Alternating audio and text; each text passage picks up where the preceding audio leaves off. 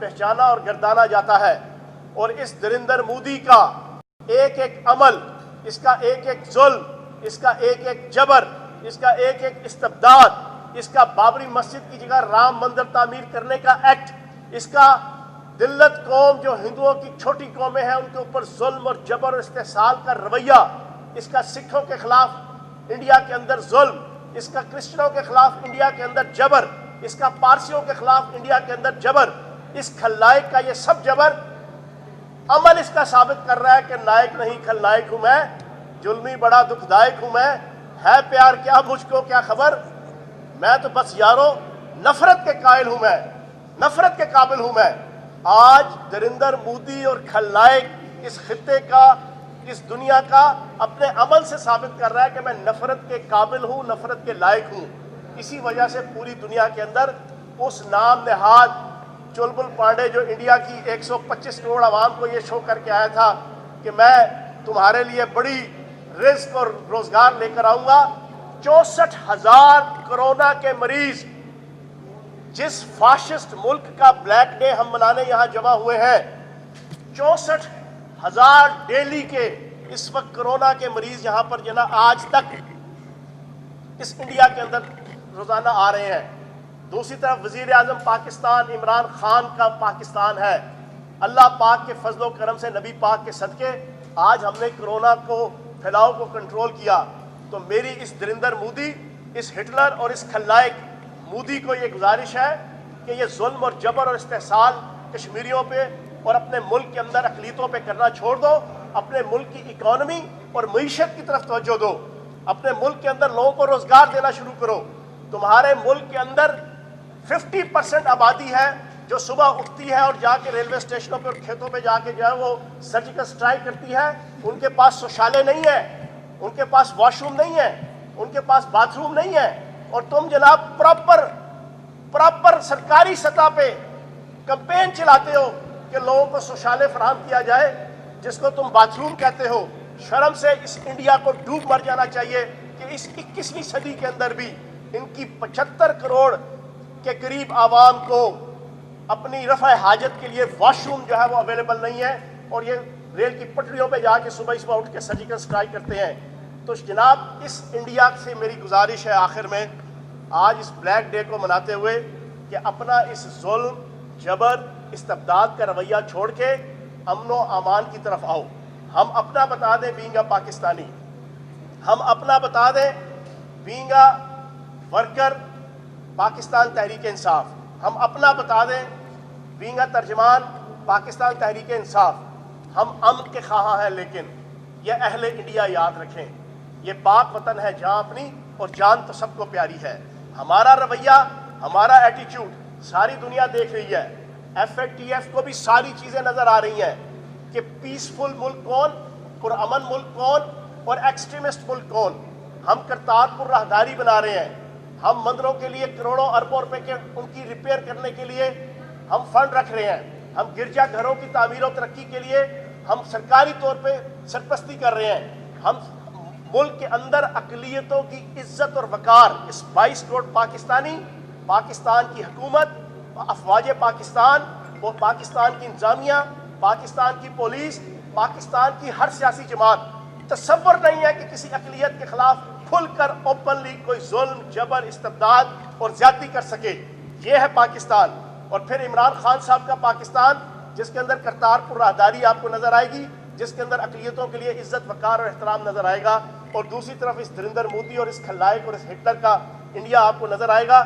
اس موقع پہ انشاءاللہ اپنی بات کا خاتمہ کرتے ہوئے اس کے بعد سوال و جواب ہوگا کہ انشاءاللہ 21ویں صدی میں ہم پاکستان کو ایک پرامن ملک، اپنے پاکستانیوں کے لیے ہر شہری پاکستانی ہے، مسلمان بھی پاکستانی ہے، ہندو بھی پاکستانی ہے جو پاکستان میں رہتا ہے، سکھ بھی پاکستانی ہے جو پاکستان کا شہری ہے، پارسی بھی پاکستانی ہے جو پاکستان کا شہری ہے۔ ہر ایک کو یکساں حقوق حاصل ہیں، ہر ایک کو عزت، وقار اور روزگار کے اس پاکستان کے اندر، وزیر اعظم پاکستان عمران خان کے پاکستان کے اندر، وزیر اعلیٰ پنجاب سردار عثمان بزدار کے پاکستان کے اندر یکساں حقوق حاصل ہیں۔ یہاں پر کسی سے بھی انڈیا کی طرح کی اور خلائق اور ہٹلر धरिंदर मोदी के इंडिया की तरह का वहाँ पे बर्ताव नहीं किया जाता। ये हमारा फ़ख्र है और ये हमारी डिस्टिंक्शन है। बहुत शुक्रिया। अच्छा, ये फरमाइएगा चौहान साहब कि मरियम नवाज बीबी को जब जमानत दी गई थी तो मियां नवाज शरीफ की जानी कि सेहत जो है वो ठीक नहीं थी, उस बिना पर उनको जो है वो जमानत दी गई थी।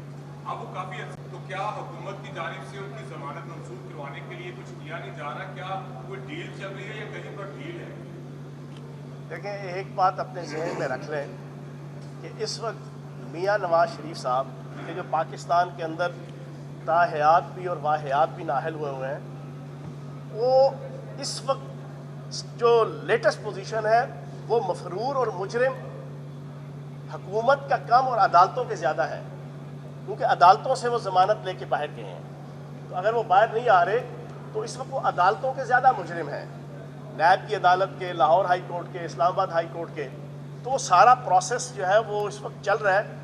कोविड-19 की वजह से कुछ चीज़ें मेरा ख्याल उस वक्त तवज्जो पूरी रियासत की और रियासती अदारों की कोविड-19 के फैलाव को रोकने पर लगी हुई थी, लेकिन मेरा ख्याल है कि वो सारा प्रोसेस FIA वाले अदालतों की कोलैबोरेशन से कर रहे हैं, तो इंशाल्लाह वापसी मुमकिन होगी। चौहान साहब ये फरमा दें, चौहान साहब ये फरमा दें। चौहान साहब, 300 लोगों ने खिते में इराक की बात की, अमन के लिए खतरा है, जो पाकिस्तान में मोदी के यार बैठे हुए हैं और जो बरमला तस्लीम करते हैं जिन्होंने नैब पर हमला किया कि हम डान लीक्स को ऑन करते हैं, हमारा ये बयानिया है, उनको छूट है।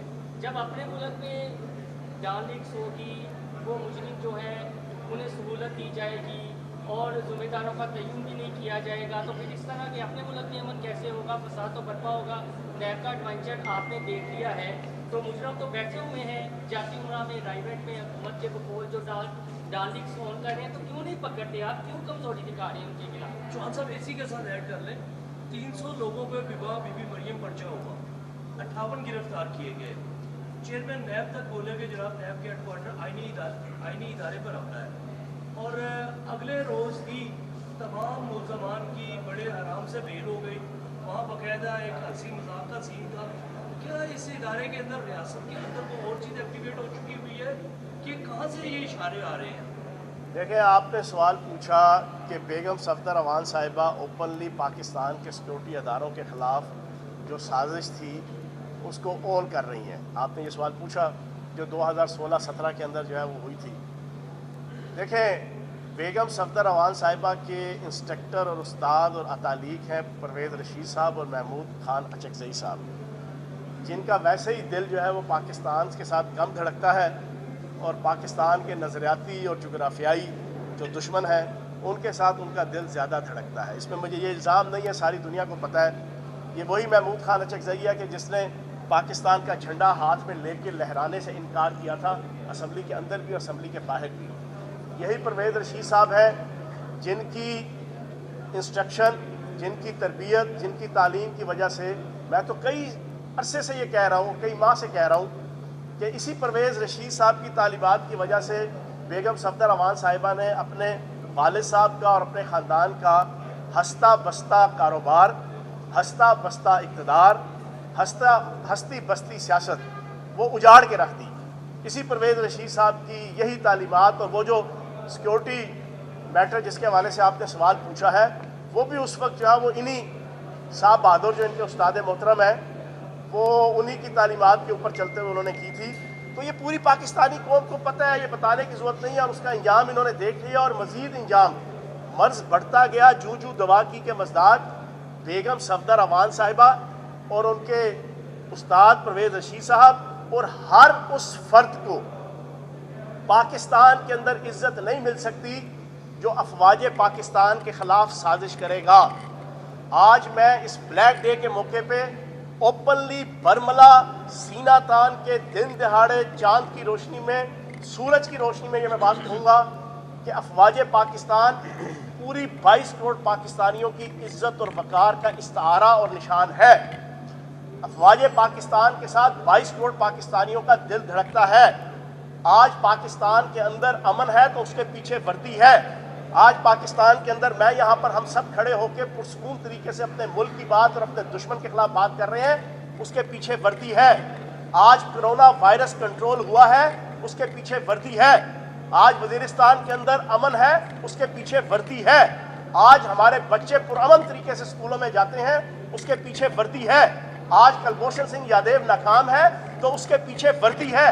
آج پاکستان پوری دنیا کے اندر FATF کے حوالے سے اس گرے لسٹ سے نکل رہا ہے تو اس کے پیچھے وردی ہے. تو جو وردی کے خلاف سازش کرے گا, جو وردی کے خلاف پاکستان کے اندر ملک دشمن طاقتوں کے ہاتھ میں انجانے میں یا جان بوجھ کے کھیلتے ہوئے اگر کوئی سازش کرے گا تو ذلت, رسوائی, جگہسائی, سیاسی بے حیائی اور کچھ اس کے کھاتے میں نہیں آئے گی. چوہان صاحب بتا دیں کہ ان کا نواز شریف کا یہ کہنا ہے کہ مریم نواز کا یہ نعرہ ہے کہ ووٹ کو عزت دو. اب کون ہے جو ووٹ کو عزت نہیں دے رہا؟ اچھا یہ جو آپ نے وردی والی تقریر کی ہے اس میں یہ کہ مخالفین کہہ رہے ہیں کہ آپ کے پیچھے بھی وردی ہے, اس کا جواب ضرور دیجیے. 22 کروڑ پاکستانیوں کے پیچھے وردی ہے, آپ کے پیچھے بھی وردی ہے جو آپ کھڑے ہیں نا, آپ کے پیچھے سوال پوچھیے آپ کے پیچھے وردی نہ ہو تو کلبھوشن سنگھ یادیو کی طرح کے جو کریکٹر اور ایکٹر اور ایلیمنٹ ہے نا, وہ صرف دہشت گردی کی صورت میں نہیں ہے, وہ پاکستان کی سیاست سے لے کے میڈیا سے لے کے ہر شعبہ زندگی کے اندر موجود ہیں, وہ آپ کو جینے نہ دیں. تو ہم ساروں کے پیچھے وردی ہے. اچھا جو کوشچن, ایک منٹ, جو کوشچن آپ نے پوچھا, کیا پوچھا آپ نے کوشچن؟ کہ ووٹ کو عزت دو کرنا. ہاں, ووٹ کو عزت دو اور ووٹر کو چھتر مارو, یہ ہے بیانیہ بیگم صفدر امان کا اور اس نواز شریف صاحب کا جو تاحیات اور واحیات نااہل ہو کے باہر بیٹھے ہوئے ہیں اور اس وقت مفرور ہیں. اور بھائی ووٹ کو عزت دو نا, میں 42,000 ووٹ لے کر آیا ہوں, عزت کرو میری. بیگم صفدر امان صاحبہ, آپ اپنے ورکروں کو کہو کہ وزیر اعظم پاکستان عمران خان صاحب کی, وزیر اعلیٰ پنجاب سردار عثمان بزدار صاحب کی اور مجھ ناچیز فیاض الحسن چوہان کی, سارے نون لیگ کے لوگ اپنے بیانیے کے مطابق جھک جھک کے کورنش بجا کے عزت کیا کریں, کیونکہ ووٹ کو عزت دو. ہم ووٹ لے کر آئے ہیں, میں 42,000 ووٹ لے کر آیا ہوں, عمران خان صاحب لاکھوں ووٹ لے کر آئے ہیں, 4 جگہوں سے الیکشن 5 جگہوں سے جیت کے آئے ہیں. تو اگر تو بیگم صفدر امان اور نون لیگ نااہل لیگ اگر اپنے بیانیے میں سچی ہے تو پھر جناب والا گھر بیٹھو آرام سے خاموشی سے, اسمبلیوں کے اندر حمزہ شہباز صاحب کو اور شہباز شریف صاحب کو اپنی ذمہ داری پوری کرنی دو اور خاموشی سے جناب یہ 5 سال پورے کرو. اپنی دفعہ تو جناب دوسروں کو نصیحت اور خود میاں فضیت.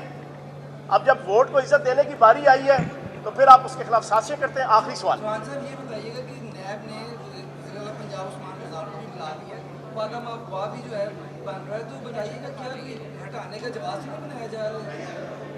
اچھا جی, آخری کوشچن ہے, خاموشی سے سارے دوست سن لیں. پہلی بات تو یہ ہے کہ پچھلے کئی APC کا بھی سوال کر رہے ہیں. پہلی بات تو یہ ہے کہ میں کئی دنوں سے یہ بیان کر رہا ہوں, وزیر اعلیٰ پنجاب سردار عثمان بزدار صاحب کو نیب نے بلایا, ایک ڈسٹنکشن آپ کو نظر آئی, ایک فرق نظر آیا. ایک طرف آل پاکستان لوٹ مار ایسوسی ایشن کو بلایا جاتا تھا, شہباز شریف صاحب, نواز شریف صاحب, حمزہ شہباز صاحب, احسن اقبال صاحب, رانا ثناء اللہ صاحب, میاں جاوید لطیف صاحب, ٹھیک ہے جی, ان ساروں کو, آصف زرداری صاحب, بلاول زرداری صاحب, سارے جانے سے پہلے کہتے تھے ہائے میری امی تھے, ہائے میری خالہ, مجھے کیوں بلایا, مجھے کیوں نکالا, ٹھیک ہے نا جی. یہ ساری پشتو اور غزل سن کے جناب کان پک جاتے تھے. پھر جس دن پیشی میں جانا ہوتا تھا جناب ایک نئی غزل آتی تھی, ہمیں نیب نے بلایا ہے. اب یار خاموشی سے سنے سارے, ہمیں نیب نے بلایا ہے اس وجہ سے قیامت آ جائے گی, ہمیں نیب نے بلایا ہے اس وجہ سے جمہوریت خطرے میں پڑ جائے گی, ہمیں نیب نے بلایا ہے اس وجہ سے 18ویں ترمیم خطرے میں پڑ جائے گی, ہمیں نیب نے بلایا ہے اس وجہ سے ریاست پاکستان نعوذ باللہ معاذ اللہ جنت خطرے میں پڑ جائے گی, ہمیں نیب نے بلایا ہے تو پارلیمانی سسٹم خطرے میں پڑ جائے گا. یہ اس نرگسیت کا شکار ہوتے تھے. لیکن وزیر اعلیٰ پنجاب سردار عثمان بزدار صاحب نے ایسی کوئی ایکٹیویٹی, ایسی کوئی الفاظ, ایسے کوئی کلمات, ایسے کوئی جملے اپنے منہ سے نہیں نکالے.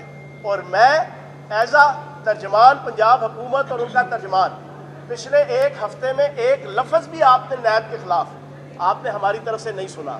ایک فرق تو یہ واضح ہے. دوسرا, ابھی ایک پروسیس چلا ہے, ابھی پری میچور ہے, نہ وہ ملزم ہے نہ وہ مجرم ہے. تو انشاءاللہ نیب کی, آئین کی اور قانون کی احترام کرتے ہوئے وزیر پنجاب اپنا سارا فرض جو ہے وہ ادا کریں گے. آخری سوال, APC یہ بتائیں کہ اپوزیشن نے کہا کہ ہم APC کریں گے, اب تک جو ہے وہ محرم الحرام آنے والا ہے, APC نہیں ہو رہی, کیا دیکھتے ہیں ہوگی, کامیاب ہوگی, حکومت جائے گی, کیا مسئلے ہیں؟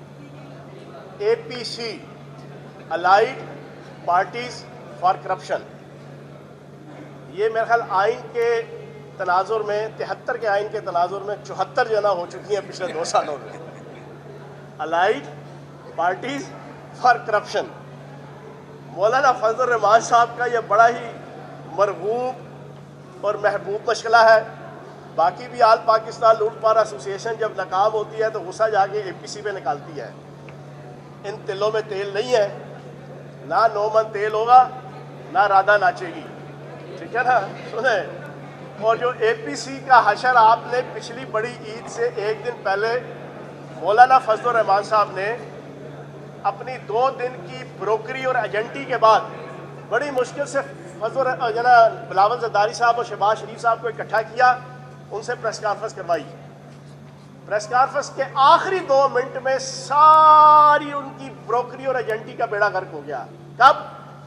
जब बिलावल जरदारी ने अपनी तरफ से चालाकी करते हुए कहा कि ये हैं शहबाज शरीफ साहब, हमारे बुजुर्ग रहनुमा, इनकी क़यादत में ईद के बाद APC भी होगी और तहरीक चलेगी PTI की हुकूमत के खिलाफ। तो आगे से शहबाज शरीफ साहब ने कहा, बिलावल जरदारी तू बच्चा लग रहा है मेरा, जितनी तेरी उम्र है उतनी मैंने सियासत की है। उसे कहा नहीं, मैं नहीं करूंगा, ये बिलावल जरदारी साहब है हमारी यंग क़यादत, ये APC की क़यादत भी करेंगे और ये भी तहरीक चलाएंगे, मैं नहीं चलाऊंगा।